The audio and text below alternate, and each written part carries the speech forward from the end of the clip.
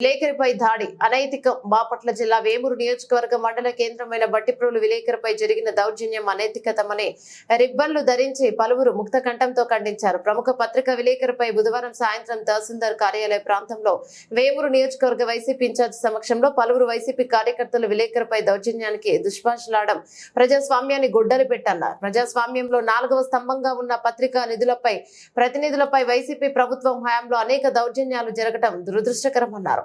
ఇటీవల అనంతపురం, కర్నూలు తదితర ప్రాంతాల్లో జరిగినవి మరవక ముందే బట్టిప్రోల్లో కూడా జరగటం కార్యకర్తలకు చేష్టలకు పరాకాష్ట అన్నారు. సమావేశంలో రాష్ట్ర పార్టీ కార్యదర్శి తూనుగుంట్ల సాయిబాబా, బట్టు మల్లికార్జునరావు, ఎరంశెట్టి కరుణ శ్రీనివాసరావు మరియు ఎడ్ల జయశీలారావు, కనపర్తి సుందర్రావు, జంగం శ్యాంసన్, ఇబ్రహీం బేగ్ మరియు డొక్కు శ్రీనివాసరావు పాల్గొన్నారు. ఉన్నటువంటి వ్యక్తులకి సంఘీభావం తెలియచేయాలనే ఉద్దేశంతో మీ ముందుకు రావడం జరిగింది. ఇది ఈరోజు సమావేశం యొక్క ముఖ్య ఉద్దేశం.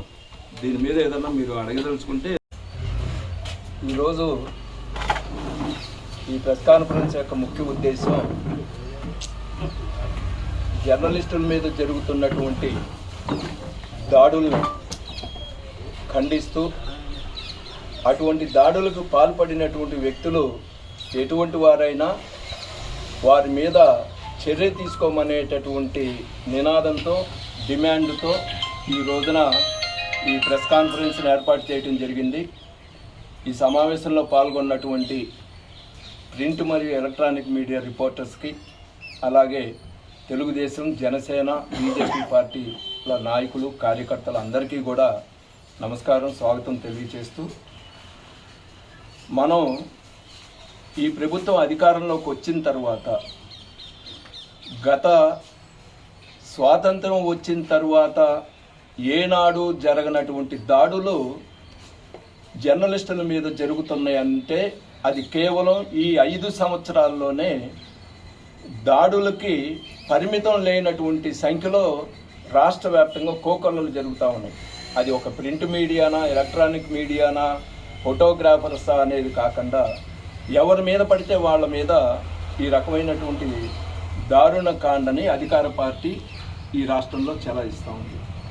దానిలో భాగంగానే నిన్న మధ్యాహ్నం బట్టిప్రోలు ఎంఆర్ఓ కార్యాలయం వద్ద కూడా ఒక విలేకరిని, మరి అక్కడ ఉన్నటువంటి సందర్భాన్ని బట్టి, పరిస్థితులను బట్టి ఫోటో తీయాలనేటటువంటి నేపథ్యంలో మరి అతన్ని ఈ నియోజకవర్గానికి అధికార పార్టీ తరఫున అభ్యర్థిగా పోటీ చేస్తున్నటువంటి వ్యక్తి వరకూటి అశోక్ బాబు గారు, అలాగే అతనితో పాటు వచ్చినటువంటి అనుచరులు మరి ఆ విలేకరి పట్ల దౌర్జన్యం చేస్తూ, నువ్వెవరివి మమ్మల్ని అడగటానికి, నీకేం హక్కు ఉంది అనేటటువంటి పద్ధతిలో ఆ విలేకరిని బెదిరిస్తూ, అతను ఫోన్ కూడా లాక్కునేటటువంటి ప్రయత్నం, ఫోటోలు తీసినటువంటి నేపథ్యంలో అతను ఫోన్ కూడా లాక్కునేటటువంటి ప్రయత్నం చేయటం, మరి అక్కడ ఉన్నటువంటి కొంతమంది వారించి అతన్ని వెనక్కి పంపించడం జరిగింది.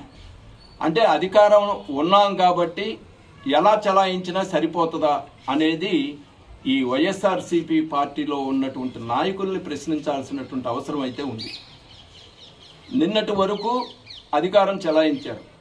ఎన్నికల షెడ్యూల్ ఎప్పుడైతే ప్రకటించారో ప్రభుత్వ యంత్రాంగం మొత్తం కూడా ఎన్నికల సంఘం అధీనంలోకి వెళ్ళిపోయింది. ఇక రాజకీయ వ్యవస్థ, రాజకీయ ప్రతినిధుల యొక్క ప్రాబల్యానికి షెడ్యూల్ వచ్చిన తర్వాత ఏ రకమైనటువంటి హక్కులు, అధికారాలు ఉండవు వాళ్ళకి. ఆపద్ధర్మ ప్రభుత్వంగా మాత్రమే ఈ ప్రభుత్వం కొనసాగుతుంది. అలాంటి నేపథ్యంలో నీకు ఏ అధికారం ఉన్నది? ఇసుక ట్రాక్టర్లని, దొంగ ఇసుక పట్టుకుని తోలుతూ ఉన్నటువంటి ట్రాక్టర్లని పట్టుకుని ఎంఆర్ఓ సీజ్ చేస్తే దాన్ని విడిపించటానికి మరి ఆ పార్టీ నాయకుడిగా, మరి రేపు కంటెస్ట్ చేయబోయేటటువంటి వ్యక్తిగా ఉన్నటువంటి వ్యక్తి ఎంఆర్ఓ ఆఫీస్కి వెళ్ళటం సమంజసమా? ప్రభుత్వ కార్యాలయానికి వెళ్ళటం ఈ షెడ్యూల్ ప్రకటించిన తర్వాత వెళ్ళింది కాక, మరి ఎంఆర్ఓ మీద, అక్కడ ఉన్నటువంటి ఆఫీసు సిబ్బంది మీద మరి వాగ్వాదం జరగటం, మరి ఇదంతా చూసినటువంటి విలేకరి పట్ల అనుచితంగా ప్రవర్తించటం, దుర్భాషలాడటం, మరి ఈ రకమైనటువంటి నైజం ఇది ఏ కోవకి చెందిందో మరి అధికార పార్టీ వాళ్ళే చెప్పాలి. దీనికి తార్కాణం మనం గతంలో కనుక చూసుకున్నట్లయితే, ఇప్పుడు మనం మీడియా అనేటటువంటి ఫోర్త్ ఎస్టేట్గా చెప్పుకుంటాం. అంటే ప్రజాస్వామ్యంలో న్యాయ వ్యవస్థ, శాసన వ్యవస్థ, మూడోది వచ్చేసి కార్యనిర్వాహక వ్యవస్థ, ఎగ్జిక్యూటివ్ పవర్స్ ఉండేటటువంటి అథారిటీ, నాలుగవది ఫోర్త్ ఎస్టేట్గా చెప్పుకునేది మీడియా రంగం.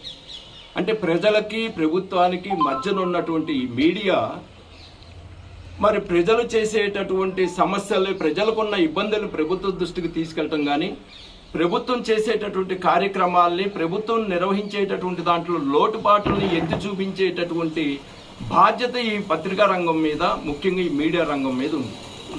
అలాంటి వాళ్ళ మీద అనుచితంగా ఈ ప్రభుత్వం వచ్చిన తర్వాత మీ అందరికీ గుర్తుందో లేదో కానీ జీవో నంబర్ 2430, అంటే మీ పత్రికల వాళ్ళు ఎవరైనా ప్రభుత్వానికి వ్యతిరేకంగా వార్తలు రాస్తే అలాంటి వార్తలు రాసినటువంటి సంస్థల మీద, జర్నలిస్టుల మీద, యాజమాన్యం మీద పరువు నష్టం కేసులు ఫైల్ చేయండి అని చెప్పి ప్రభుత్వం జీవో వచ్చింది. అంటే ఈ ప్రజాస్వామ్యంలో పత్రికా స్వేచ్ఛను ఏ విధంగా హరిస్తున్నారు అనేటటువంటి దానికి నిదర్శనం జీవో నెంబర్ 2430. అంటే పత్రికలు వాళ్ళకున్నటువంటి పత్రికా స్వేచ్ఛతో, రాజ్యాంగం కల్పించినటువంటి హక్కుతో, మరియు వాస్తవంగా సమాజంలో జరుగుతున్నటువంటి సంఘటనల్ని బహిర్గతపరిచేటటువంటి హక్కు వాళ్ళకుంది. మరి అలాంటి హక్కుని హరించే విధంగా ఈ జీవో తీసుకొచ్చి మరి అనేక రకాల సంస్థల మీద, జర్నలిస్టుల మీద ఇబ్బందులు పెట్టినటువంటి చరిత్ర మనం చూసాం ఈ 4 ఏళ్లలో, 5 ఏళ్లలో.